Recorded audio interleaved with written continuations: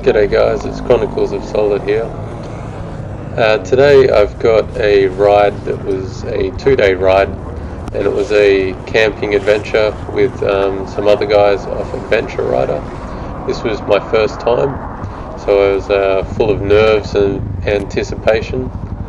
There were 62 riders all up by the time we rocked up to the pub, and it was really interesting to see the wide array of bikes. There was everything from some 3-wheeled bikes, some sidecars, and all the way down to 2-stroke KTMs. There was even a Honda XLV from the early 80s and an original KLR 600, I think. This is a bit of a laugh. This guy comes screaming in.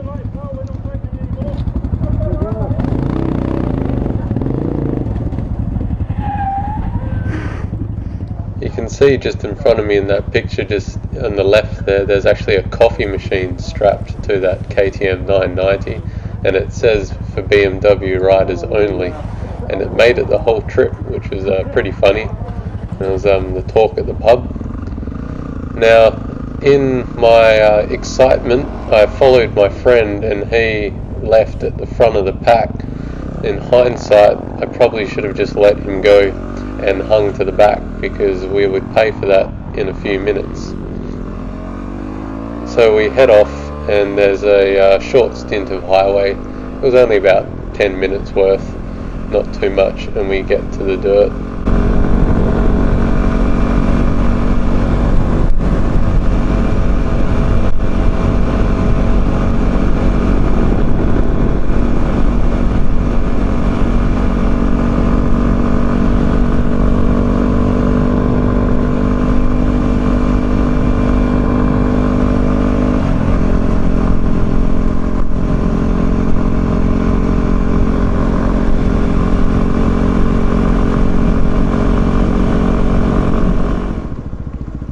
So after a little bit of riding, we get to the turn off here, and we're on the dirt for the first time in the ride. It was nice to get on the dirt and get comfortable in it again, because I hadn't been off-road in a couple of weeks at this point. So it was nice to have an easy road to kind of get into the groove, build some confidence, and get into a rhythm. This ride was fairly well organised and had a corner marker system, and in true noob form, my friend and I went straight past both of them without even noticing.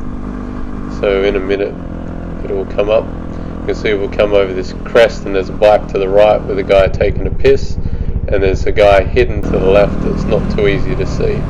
I turn around to have a better look, but my friend didn't even notice and was trucking on ahead, so we ended up doing an extra 20 kilometers compared to everyone else. Eventually someone caught up to us and turned us around, but it was a bit embarrassing, but that's what you get for being a noob, I suppose.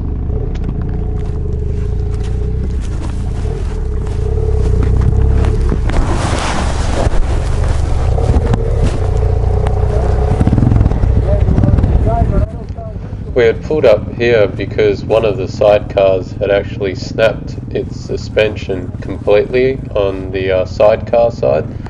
So in a true ADVrider fashion, I think they fixed it with a couple of tyre irons, a tree branch, and a whole shit ton of cable ties, and it was able to make the rest of the trip, I believe.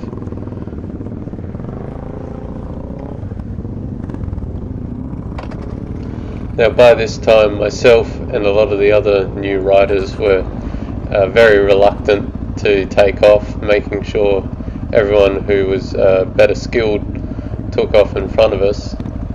And it did bring up a interesting complication for me, I guess, socially.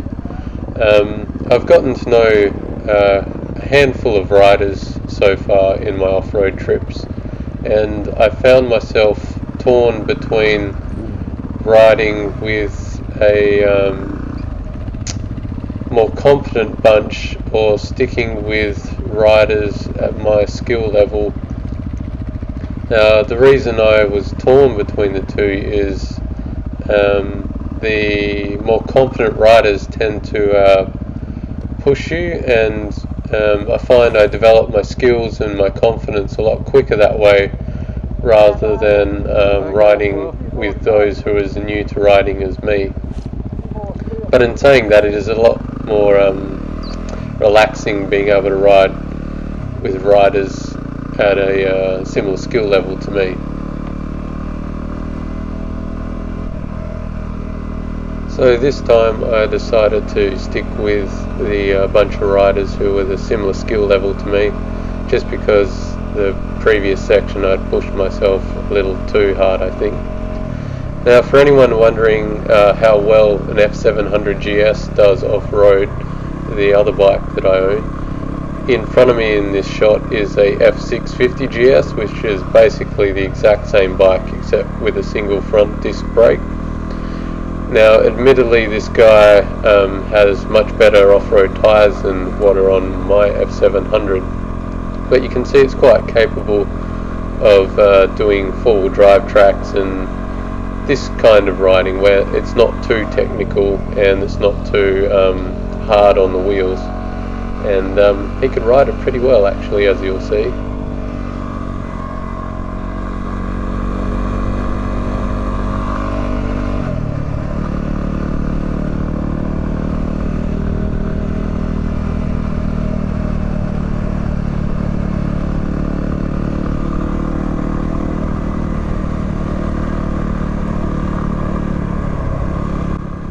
While we're here watching myself ride off-road with a F650 GS in front, I thought it would be a good opportunity to reflect on the WR250R's performance over this trip, because there are a lot of firsts that I'd done on this bike in this particular trip. For instance, I'd never tested a whole pile of luggage strapped to the WR and how the suspension would handle it, especially off-road. So that was a new challenge which the WR took in its stride. I was concerned that I would need to adjust the preload, but I ran out of time before the trip and I didn't have the correct tools, so I just ended up strapping the luggage to the back and hoping for the best, and it didn't miss a beat. I barely noticed that the luggage was there at all, apart from I was able to put my feet down a little easier. And the only time it bottomed out was when I dropped off a ledge that was quite steep and the front bottomed out, but there was quite a drop of almost knee height, so that was the only time that I wish the suspension was a little stiffer. So it did really, really well.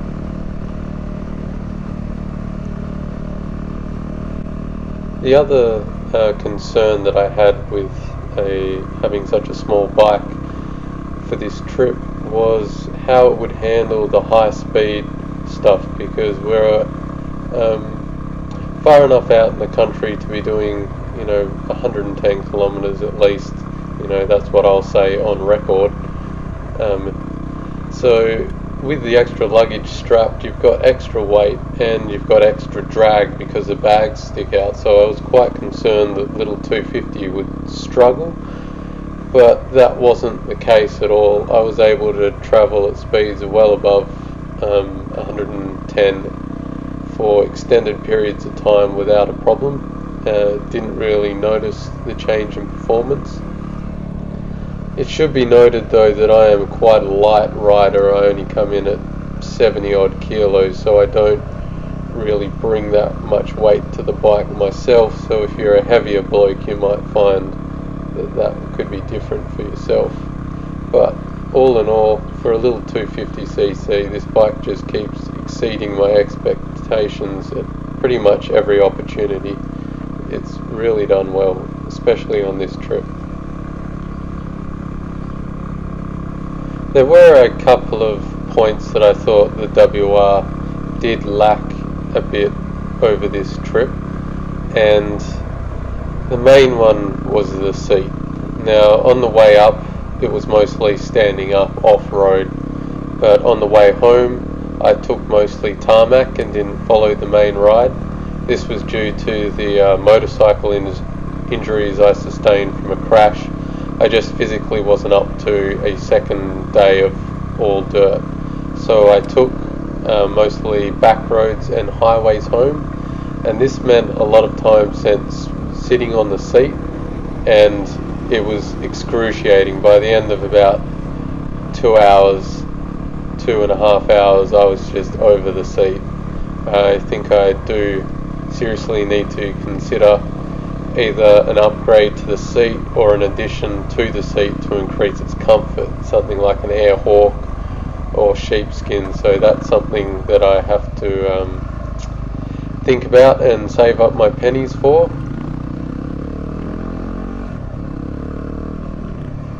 Now, the second thing that was a bit tiresome was the aftermarket exhaust, actually.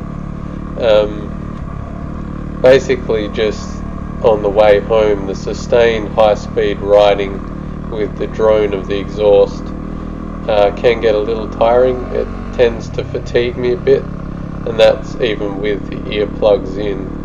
It wasn't too much of an issue, it's more like a minor gripe, but it was slightly annoying for the trip home. But overall, I do enjoy the sound of the aftermarket exhaust and the weight saving that it has, so I think I'll be keeping that anyway, despite the sore eardrums when I arrived home.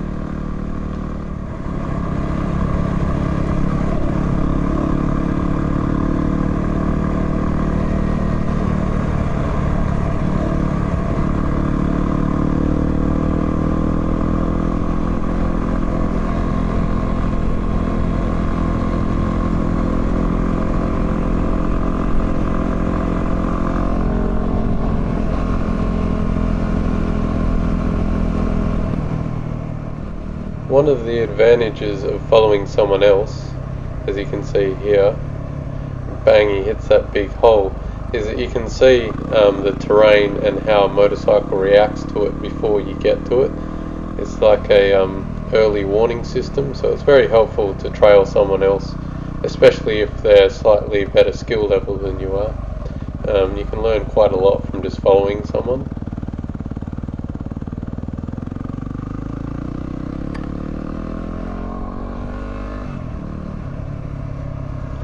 I'm still having a bit of difficulty with low speed turning. I'm not sure whether it's the tyres or my skill level or a combination of both, but I just don't feel confident in the grip levels doing sharp turns in the dirt yet. So I guess I need a little more practice, and we'll see what happens.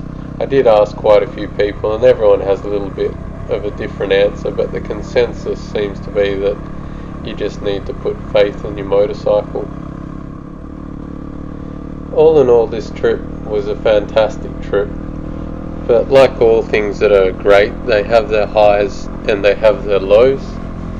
Now, the riding for me was the highlight of this trip. It was just fantastic to be out in the bush with all my camping gear and have a go at, doing it all on the Yamaha for the first time.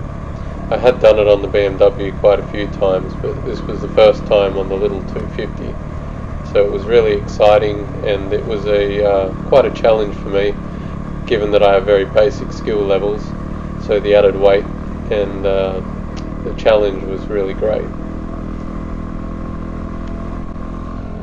Now, the low point of the trip was completely my own doing, really. It was more the social situations. When we got to our destination, there was a pub there where we had accommodation where we could camp out the back, meals provided, and everyone had some drinks and some talking. And it's just a personal thing. I'm never very good in large groups, particularly large groups that I don't know many of the people. So that would have to be the low point for me, was just the social interaction. I'm never the best at those situations, so I'm sure it's something as time goes on I will improve upon, but that was certainly the low point of the trip for myself.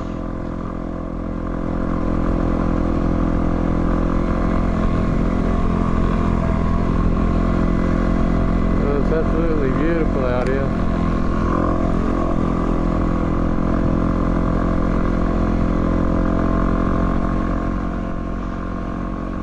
For those of you who haven't done overnighters or even longer trips on your motorcycle, something that isn't considered as a first-time rider is the amount of time and energy it takes to perfect your packing, specifically onto the motorcycle.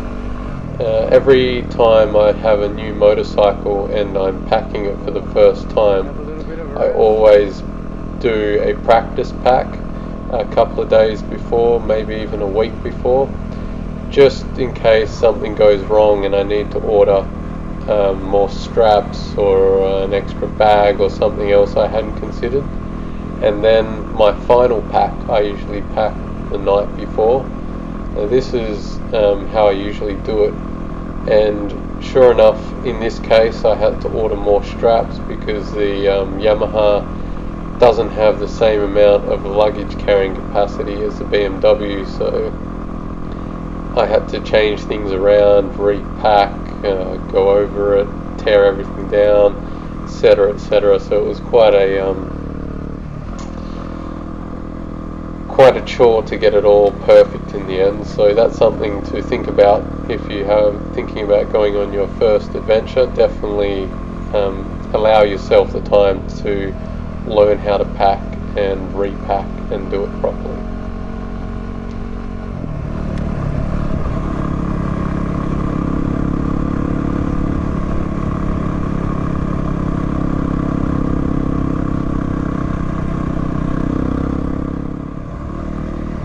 This trip was also a fairly steep learning curve for what it takes to do a recording over multiple days and get it all right. I made a lot of mistakes with the motorvlogging on this trip, being my first multiple day motorvlog attempt. My camera battery ran out, so I need to think about extra batteries or a 12 volt recharge point. Also the memory card filled up quite quickly, so I only have footage from the first day, which was a bit of a disappointment. Just coming up here was the closest thing I've come to a water crossing so far. And I overtake someone, woohoo! Yeah, so the motorvlogging was a steep learning curve, so I need an extra battery and a bigger SD card, I think, so I can record more.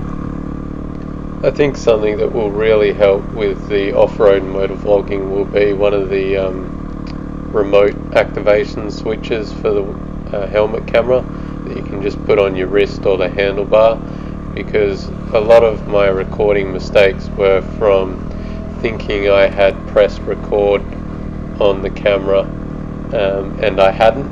It's very hard to tell whether you've pressed the buttons with the motorcycle gloves on, and obviously with the exhaust going and people overtaking and wind noise, what have you, you can't hear the camera make the recording beep. So I think that's something that I will need to invest in the future to make these videos a little more polished.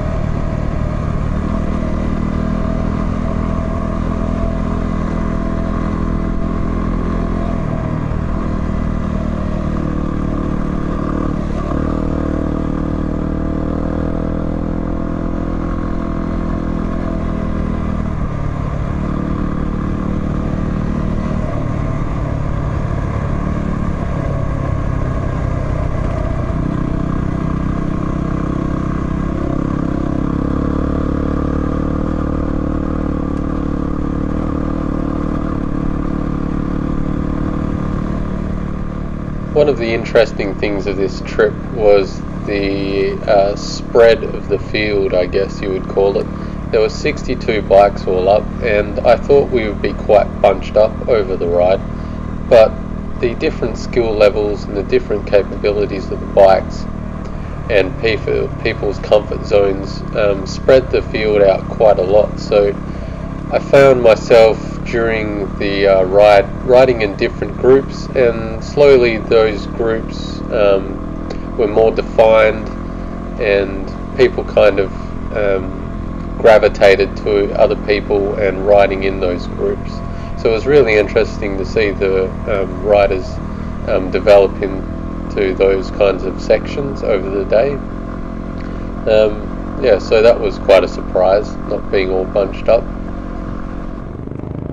We had a bit of an opportunity towards the end of the day to get to know everyone, because we had to wait for the sidecars to repair the broken suspension on one of them, so we were all stuck here for about an hour chatting in the middle of nowhere, which was irritating and good at the same time. We all got to have a chat and get to know each other a bit better, like I said, but there was an awful lot of waiting around and a lot of nerves. Everyone wanted to get going, so we quickly got underway again and off to our destination.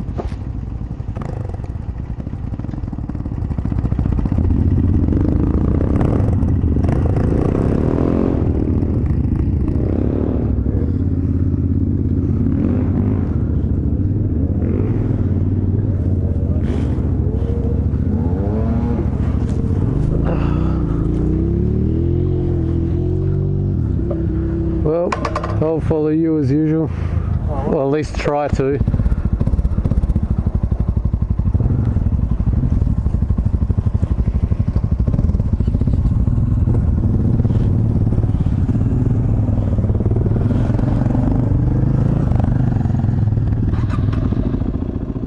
We're coming to the end of the footage that I have of the trip. Like I said, I apologise for the battery running out on the helmet camera.